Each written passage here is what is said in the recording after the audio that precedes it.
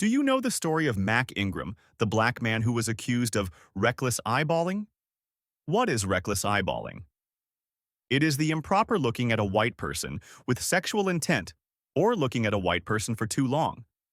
Mack Ingram, born on June 6, 1910, was accused of reckless eyeballing in North Carolina. Ingram was one of the last African Americans convicted under this law. In 1951, 17-year-old Willa Jean Boswell testified in court that her neighbor, Ingram, frightened her when he looked at her from approximately 75 feet away. The alleged incident caused the community to be outraged, and prosecutors demanded that Ingram be convicted of assault with the intent to rape, which was later reduced to an assault on a female by the judge. Ingram was defended by attorney Ernest Frederick Upchurch. His first trial took place in the Recorder's Court of Caswell County, where he was quickly convicted and sentenced to 2 years in prison.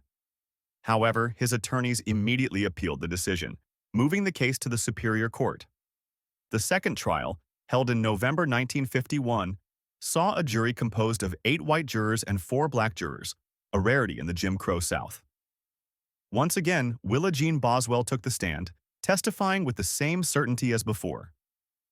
Mack, however, did not testify, as his attorneys believed putting a black man on the stand in such a racially charged case could do more harm than good. During deliberations, 2 black jurors refused to convict Mack, leading to a deadlock. The National Association for the Advancement of Colored People, NAACP, got involved, and black newspapers covered the case. The NAACP publicized Mack's case nationwide.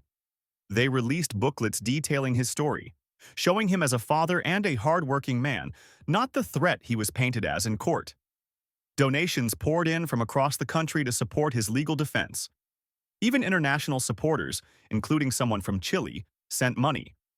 Some said white landowners resented the fact that Mack was an independent black farmer who didn't operate under the sharecropping system. Even Thurgood Marshall agreed, writing that Mack was being targeted for changing his status from a sharecropper to a renter, making him more independent and therefore, in the eyes of white society, more dangerous. Unfortunately, Ingram would spend over 2 years of his life in prison, awaiting 3 trials that took 2 years too long to resolve. The prosecution, unwilling to let Mack go free, immediately announced their intention to retry him. The third trial was held in November 1952, and this time, the jury was entirely white. The all-white jury deliberated for only 55 minutes before returning a guilty verdict. Mack was sentenced to 6 months of labor on public roads, a punishment designed to degrade him further. However, in an unexpected turn, the judge suspended the sentence, ruling that Mack would not have to serve his time on the condition that he check in annually with 3 reputable witnesses to verify his good behavior. While this meant Mack would not be immediately imprisoned, his attorneys still fought to clear his name. Mack's attorneys continued to fight for him and appealed his conviction to the state Supreme Court. Due to the pressure put on the North Carolina Supreme Court, they overturned his conviction, ruling that Mack had committed no crime. The court found that fear alone was not enough to justify a conviction.